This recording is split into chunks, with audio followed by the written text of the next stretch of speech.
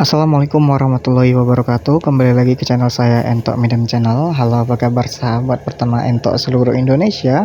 Apa kabar semuanya? Agar channel ini semakin maju dan berkembang, jangan lupa di like, komen, dan subscribe video ini.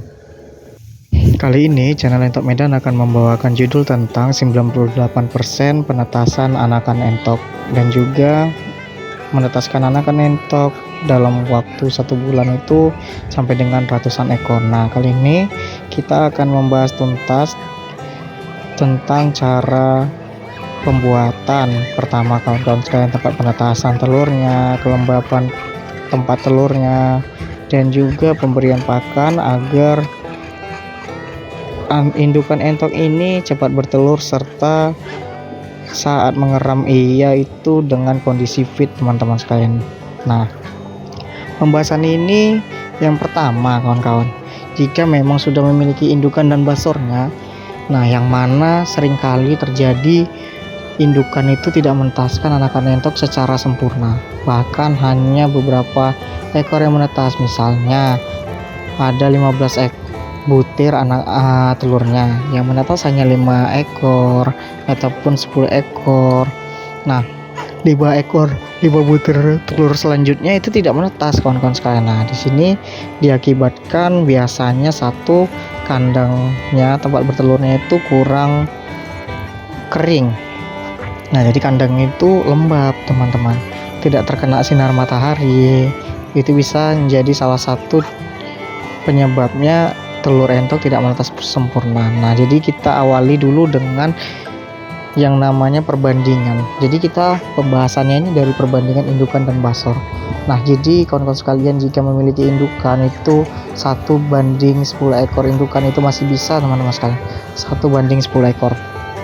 Nah, jadi jika lebih dari 10 ekor atau 11 ekor, basornya itu diwajibkan ditambah 1. Jadi perbandingannya 11 indukan dan juga 2 ekor basor. Intinya di atas 10 basor itu diwajibkan ditambah. Nah, di sini ditujukan agar perbandingannya itu cukup, mau itu sampai dengan 11 ekor indukan dan juga 2 ekor basor, sampai dengan 15 ekor indukan, perbandingan tetap 2 ekor basoran. Nah, agar tingkat kefertilan pada saat perkawinan basor dan indukan itu bisa 100% fertil, teman-teman sekalian. Fertil itu artinya telur tersebut atau indukan tersebut itu dibuahi oleh pejantan atau dikawini oleh pejantan, kawan-kawan, sehingga telurnya itu ada isinya, tidak kosong. Jika perbandingannya tidak pas, teman-teman, kawan-kawan sekalian punya 1 ekor basor tapi indukannya ada 20 ekor contohnya, itu tidak maksimal, teman-teman, karena entok ini berbeda dengan ayam. Kalau ayam itu masih bisa, teman-teman sekalian, karena kan kalau ayam ini bisa bolak-balik, dia birahi kawinnya cukup cepat. Berbeda sekali dengan entok. Entok ini sedikit lama, teman-teman. Jadi memang perbandingan adalah salah satu kunci agar telur entoknya itu bisa fertil. Nah, jika sudah dipahami tentang perbandingan antara indukan dan basor, maka kita masuk ke pola makan. Nah, ada teman-teman sekalian itu sekarang yang bertanya, Bang, kenapa ya telur indukan entok saya udah 2 minggu ini kok masih belum bertelur, gitu kan? Nah, itu disebabkan indukannya pada saat penetasan pertama ataupun pada saat pembelian pertama itu masuk kandang indukannya itu tidak dikarantina, teman-teman sekalian, langsung dicampur dengan basor, yang mana pada saat pembelian itu indukan itu biasanya mengalami stres, teman-teman, jadi dia masih drop. Nah, jadi saran saya, jika membeli indukan baru dari luar kandang itu dikarantina dulu lah, lebih kurang 1 minggu ataupun 10 hari, diberikan dengan pakan-pakan yang benar-benar bagus, proteinnya bagus. Nah, untuk dikawinkan, saran saya itu diberikan campuran sedikit, saya tidak perlu terlalu banyak, pakan bebek petelur, teman-teman sekalian, untuk merangsang indukannya membentuk badan dan juga cepat untuk bertelur, kawan-kawan. Nah, setelah 1 minggu lalu dicampurkan lagi dengan basor-basor yang ada di kandang teman-teman sekalian. Nah, selanjutnya yang tak kalah penting, yang paling utama ialah tempat pertarangan telurnya. Tempat pertarangan telur itu tidak boleh satu atau menyatu dengan tanah teman-teman sekalian. Itu harus dibuat panggung. Dibuat panggung tujuannya agar pada saat hujan itu tempat bertelurnya itu tidak basah teman-teman sekalian, ataupun tempias air. Tempias air itu juga bisa menyebabkan penetasan telur entoknya berkurang. Jadi harus panggung dia tempat bertelurnya itu teman-teman sekalian. Tempat pertarangan telurnya itu harus di panggung ya, di atas. Nah, kita buatlah panggungnya dulu, baru bisa kita buat pertarangan telur entok kita. Nah, dan juga tempat pertarangan telur entok kita ini harus benar-benar ada sengnya. Atasannya itu seng keliling, tidak ada mau itu bocor, tempias air sekalipun itu tidak boleh masuk. Ya, memang harus benar-benar steril lah tempat kandangnya. Seperti yang ada di video ini, itu kan panggung kawan-kawan, tidak menyatu dengan tanah, sedikit ditinggikan dia. Nah, jika sudah dipanggung, kawan-kawan sekalian tinggal memilih media apa yang akan digunakan untuk petarangan telur entok ini ataupun sarang telur entok ini. Di tempat saya itu ada medianya dari pasir, yang mana pasir tersebut sudah dikeringkan dulu, sudah dijemur sampai warna itu berwarna putih. Nah, kalau berwarna putih kan biasanya sudah kering kawan-kawan. Nah, seperti yang di video ini sudah kering, sudah putih-putih dia. Nah, lalu dimix dengan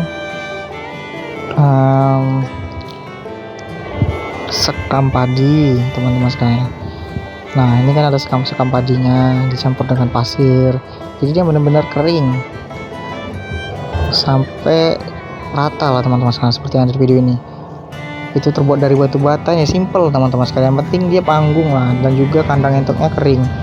Nah, jika kawan-kawan sekalian ingin menggunakan dedaunan juga bisa, seperti daun pisang yang sudah kering itu bisa diletakkan di area kandang, dicampur dengan daun serai kawan-kawan sekalian. Daun serainya dijemur dulu sampai berwarna coklat kering, mau itu 1 hari 2 hari boleh dijemur, lalu dicampurkan, dibuatkan tempat petarangan telurnya. Nah, di situ daun serai tersebut untuk mencegah adanya gurem ataupun kutu pada entok. Itu banyak sekali terjadi masalah gurem pada indukan yang sedang mengeram. Nah, kalau banyak guremnya kayak mana entoknya, indukannya itu bisa fokus teman-teman untuk mengerami telur-telur yang ada di tempat petarangan tersebut. Jadi dia pun merasa kesakitan ataupun gatal lah karena digigiti terus sama kutu-kutu yang ada di area kandang.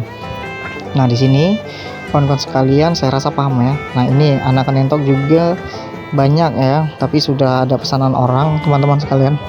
Dan juga anakan entok ini itu ada yang dibuatkan kandang di bawah kayak gini di lantai, tapi alasnya itu tetap sama, sekam padi teman-teman sekalian, ataupun kulit padi. Kulit padinya banyak sekali teman-teman sekalian, benar-benar kering juga. Ini bagus teman-teman sekalian untuk alas anakan entok, tapi ini tidak lama, hanya sampai dengan 2 minggu saja kawan-kawan. 2 minggu di sekam padi ini di lantai ya, biar supaya ya tempatnya juga kering, tidak terkena kotoran anakan entok. Nah, untuk anakan seperti ini diwajibkan menggunakan lampu juga. Nah, setelah 2 minggu biasanya saya letakkan di kandang panggung, di panggung lagi. Nah, di kandang panggung tersebut itu alasnya yaitu kawat jaring, sehingga kotoran tidak terkena lagi dengan bulu-bulu anakan entok, langsung turun ke tanah. Sampai di usia 1,5 bulan baru turun tanah, ataupun sampai dengan 2 bulan itu baru saya turunkan tanah, biar memang kondisi fisik tubuhnya itu sudah benar-benar sanggup untuk diturunkan ke tanah. Karena kalau sudah turun tanah, yang namanya hujan, panas segala macam teman-teman sekalian, pasti dia kena. Jadi sampai benar-benar mapan usianya, biasanya sampai 2 bulan itu baru saya turunkan ke tanah, biar dia sudah tahan terkena hujan panas. Karena di Medan ini belum pernah ada sejarah kemarau teman-teman sekalian, ya jangan sampai ya. Tapi memang dari dulu ya, di area Medan Binjai itu musim hujan terus. Sebulan itu kemarau-kemaraunya itu sebulan bisa sampai dengan 3 kali hujan teman-teman sekalian. Sebulan pasti tetap wajib 3 kali hujan, tapi kalau musim hujan kadang sampai setiap hari bisa hujan. Jadi memang untuk berbudidaya entok ini kandang itu memang harus diwajibkan bersih dan kering. Bersih, kering pula teman-teman. Nah, pemilihan kandang juga harus memang benar-benar kita riset dahulu sebelum memasukkan entok yang akan kita pelihara. Nah, yang mana di sekeliling kandang kita itu tidak ada pepohonan. Adapun pepohonan 1-2. Untuk area kandang ini saya pilih memang tidak ada pepohonan sehingga panas matahari langsung masuk ke area kandang, sehingga tanah-tanah yang biasanya itu basah terkena hujan pagi sampai siang itu sudah kering kembali teman-teman sekalian. Dan juga amonia kotoran entok itu kalau kandang kita panas terik, amonia kotoran entok itu cepat kering, malah kering dia seperti tanah, nanti tinggal gampang terurai di tanah teman-teman. Jadi memang pemilihan kandang ini salah satu hal yang paling utama dalam berbudidaya entok. Jangan sekali-sekali teman-teman sekalian itu beternak entok di tempat yang lembab, becek, terlalu banyak pepohonan. Ada pohon tidak apa-apa teman-teman, asalkan sinar matahari itu masuk ke area kandang kita, ke tanahnya itu terlihat terkena sinar matahari, sehingga entok kita tuh senantiasa sehat kawan-kawan. Sehatnya itu karena ia terkena matahari pagi, terkena seluruh tubuhnya. Ya manusia saja kayak seperti kita itu kadang ada yang berjemur di panas matahari pagi karena memang mengandung vitamin B teman-teman. Jadi saya sarankan ya kandang seperti ini sehingga entok kita senantiasa sehat semua. Dan juga di tempat saya ini karena populasi kandangnya itu sampai dengan 200 indukan, itu per bulannya itu menghasilkan ratusan ekor anakan entok yang menetas di kandang ini. Jadi hitung-hitungan aja lah kawan-kawan, 10 ekor indukan saja kan dikali 10 ekor anakan entoknya sudah menghasilkan berapa? Sudah menghasilkan 100 ekor anakan entoknya. Apalagi kalau cuma 20 indukan saja yang menetas ya sudah 200 ekor anakan entok. Jika 30 ekor indukan yang menetas 300 ekor anakan entok. Jadi memang ya seperti itulah dalam berbudidaya entok. Penetasannya banyak kawan-kawan, penetasan yang rame, dan juga kunci utamanya ya pada saat dia mengeram, kandang memang harus benar-benar steril sehingga kita bisa menuai keuntungan lah dari penetasan anakan entok tersebut. Yang paling cepat ya dalam beternak entok ini itu sistem pembibitan memang dibanding sistem pembesaran. Jika kita jual terus menerus juga ya itu tidak baik. Lebih baik kawan-kawan sekalian itu sistem penetasan ya dijalani dan juga pembesaran dijalani. Sebagian anakan entok itu dijual untuk dibelikan pakan teman-teman sekalian. Biasanya tempat saya gitu, anakan entoknya misalnya ada 300 anakan entok, itu biasanya 150 ekor dijual ataupun 200 ekor dijual. Anakan entoknya dibelikan pakan, dibelikan dedak, dibuatkan kontrak ikan untuk insang ikan lele.